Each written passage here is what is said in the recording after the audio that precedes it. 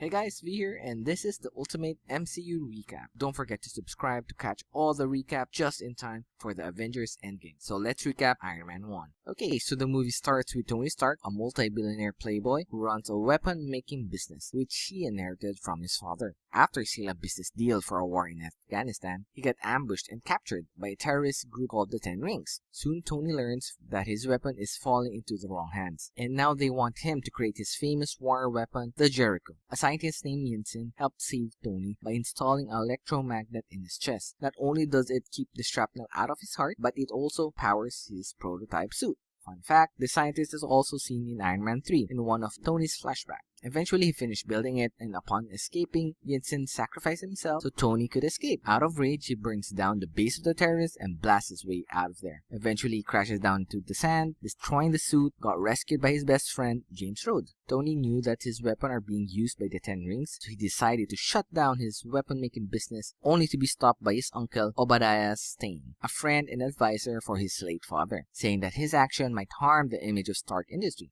Tony goes to his workshop, made a huge improvement to his arc reactor, and created a better suit with the help of his PA, Pepper Potts. Pepper decided to case up the old arc reactor to remind Tony that he has a heart. Later in the party, a news reporter, Christine Everhart, revealed that Stane and the Ten Rings are working together. Out of rage, he suited up, attacked the terrorists while saving Yinsen's village. Once done, he headed home, only to be greeted by two F-22 planes, where he had no choice to reveal his identity to Rhodes to stop the attack. Later, the Ten Rings got double-crossed by Stane for the suit. Then Tony got betrayed by Stane too, for the arc reactor. Good thing he has a spare heart. Now Pepper tags Stane with Phil, who is a member of Agent of S.H.I.E.L.D., where they plan to arrest Stane, but only to be welcomed by him in his prototype suit. A final showdown between Tony and Stane, both all geared and suited up. They fought it out. Tony outwitted Stane, blasting him to Kingdom Come. After all the commotion, he held a press conference where Rhodes asked him to lie about Stane and the suit, and of course, he did the totally opposite.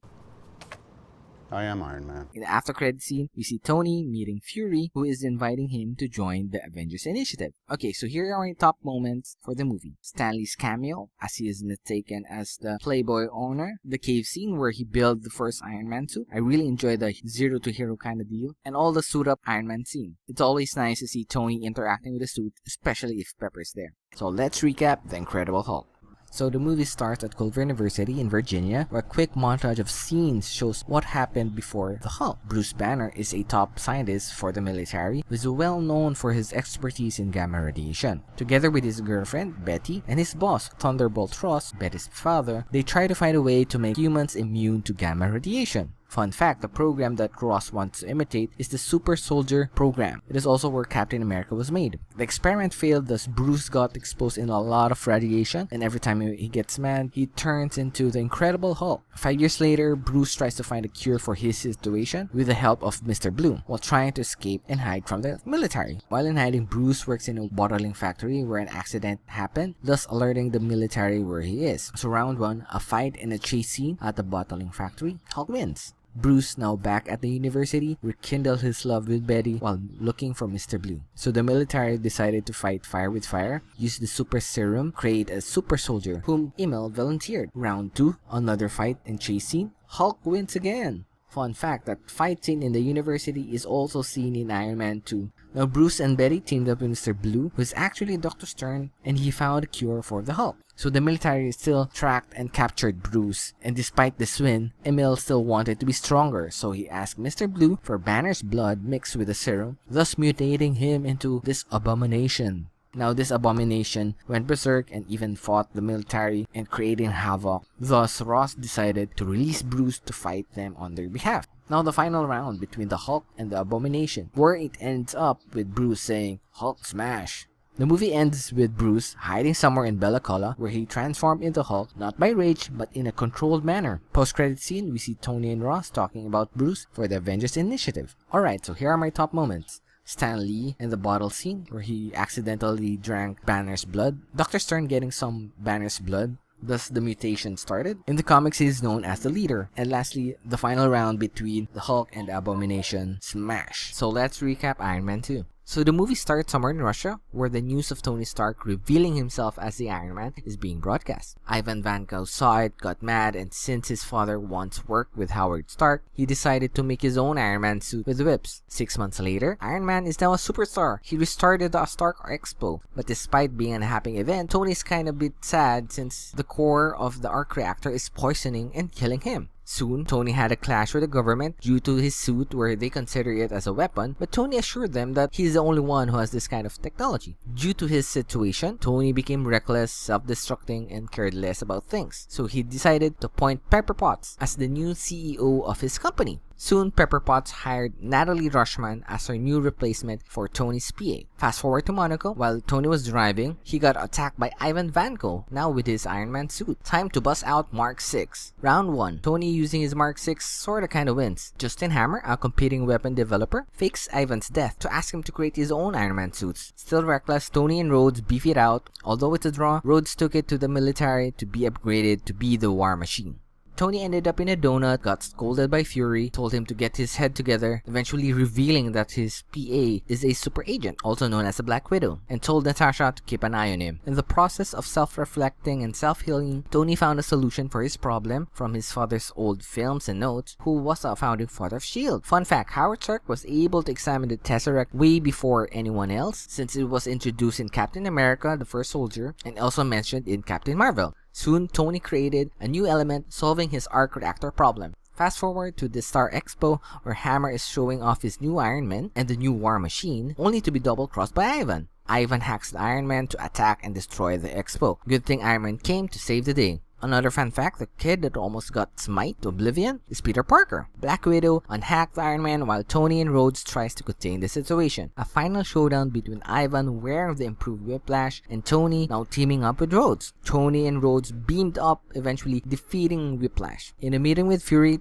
Tony was told that he'll just be a consultant for the Avengers due to his behavior. Now everyone's happy, they get medal, the end. In the after credit scene, Phil Coulson is somewhere in Mexico looking at the fallen Hammer. Okay, here are my top moments for the movie. War Machine's new actor. I bet the old actor is kicking himself right now for letting go of such a role. Iron Man and War Machine team up. Either they're fighting each other or fighting someone else. It's always nice to see them team up. Another Stan Lee moment where he's mistaken as Larry King. Mark 6 is such a badass. And the Thor after credits. So let's recap Thor.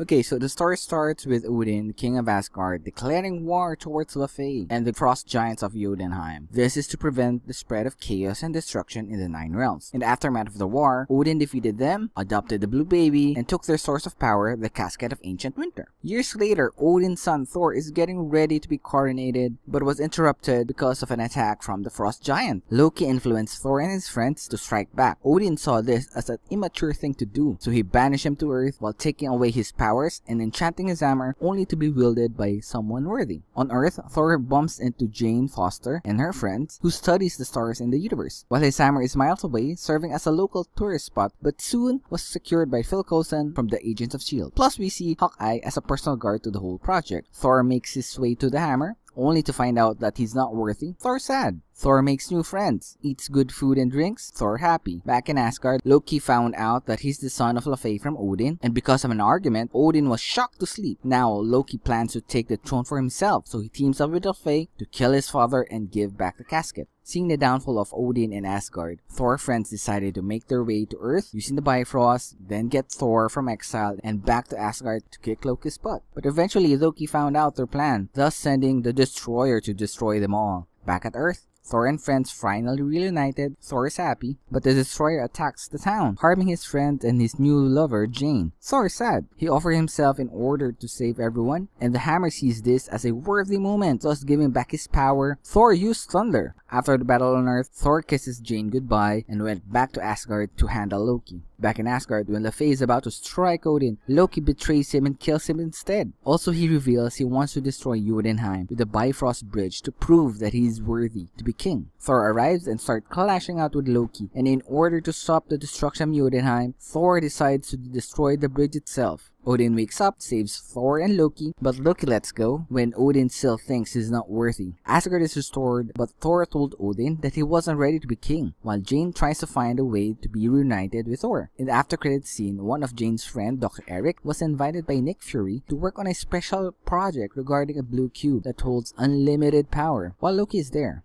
Alright, here are my top moments. Stan Lee is the driver who's trying to pull the hammer. The Destroyer is a very cool enemy. And lastly, Thor as meh. Since I'm not a big fan of Thor, but I really enjoyed the third movie. So let's recap Captain America, the First Avenger. Okay, so the story starts in 1942 where Johann Smith found a blue cube that holds unlimited power. Now his scientist named Zoloff made a lot of powerful weapon, but not for Hitler but for him, so hail Hydra. Fast forward to Steve Rogers who wants to fight in a war, but he was too weak and skinny, thus for the nth time always getting rejected. Eventually, he met a scientist named Abraham Erskine who saw the goodness in his heart and asked him if he is willing to join a special program to be a super soldier. He trained alongside with Peggy Carter, while Erskine reveals that Johann tried the program too, but due to his bad character, the experiment ended badly. With the help of Howard Stark, he was injected with a special serum and was blasted with Vita rays. In comes the skinny and out comes the buff. Agent Carter approves. In the middle of the celebration, the assassin killed Erskine, took the vial, and fled the scene. Now that Steve is strong, he chased down the assassin just by running, cause who needs shoes or a vehicle if you have buff-ass legs? The assassin was captured but killed himself in the process with cyanide. Now, despite having a strong feature, the General Phillips decided to use Steve as a poster boy for the war. Fast forward to 1943, everything was fine, but when Steve found out that his best friend Bucky was captured by the Nazi, he decided to leave the showbiz world to find his friend. Soon, Steve is reunited with Bucky and his friends, plus Steve and Johann finally met, who finally revealed his true face, the Red Skull. Back at the base, Steve was ordered to hunt down the remaining Hydra base, so he and his friends regroup and roll out. Along the way, Howard Stark gave him his iconic vibranium shield, but in one of the train missions to capture Zola, Bucky was attacked and fell off the train. With Zola's confession, they suited up, attacked the last base of Hydra, thus Steve and Red Skull having the final battle. As they rode the plane and fought it out, Red Skull accidentally destroyed the Tesseract container, so he tried to hold it only to be teleported away. The Tesseract soon burns through the plane and fell off somewhere on Earth. Since the plane is filled with weapons, Steve decided to crash it in the Arctic, making Peggy sad. Howard eventually found the blue cube, but not Steve, so they assumed he is dead. Fast forward to the future, more like 70 years, it is revealed that Captain America has been sleeping. So welcome to the future, Cap. In the post-credit scene, Nick and Steve is having a short talk about Avengers Initiative. So here are my top moments. Stan Lee sitting down as a major or general. Also, we see Steve holding up something as a shield, from the trash can to the actual shield. It's a nice foreseeing of Steve using a shield as Captain America. And the grenade scene where he proves that Steve is really a good person. And I'm kinda sad to see him go in the last movie. Or is he? Let's see. So let's recap the last movie of Phase 1, The Avengers. Okay, so the story starts with S.H.I.E.L.D. messing around with the cube only to accidentally open a portal. Soon, Loki comes out of nowhere, who is now working with a race known as the Chitauri. Wielding a scepter given by them, he minds control a few guards, Hawkeye, and even Dr. Eric, takes the cube and leaves the scene. Now Fury is really pissed off, thus greenlighting the Avengers Initiative. So Black Widow recruits Bruce, asking him as the scientist and not the Hulk, to help locate the Tesseract as it emits gamma radiation. While Fury invites Captain America for the upcoming battle, and in Stark Tower, Phil asks Tony to check Dr. Eric's work to find out what he's up to. Back with Team Loki, Hawkeye steals radium to stabilize Dr. Eric's work, while Loki distracts everyone, but soon, Iron Man, Captain America, and Black Widow comes to defend the people. While going back to the base, they were intercepted by Thor, where he demands that they give him Loki to pay for his crime.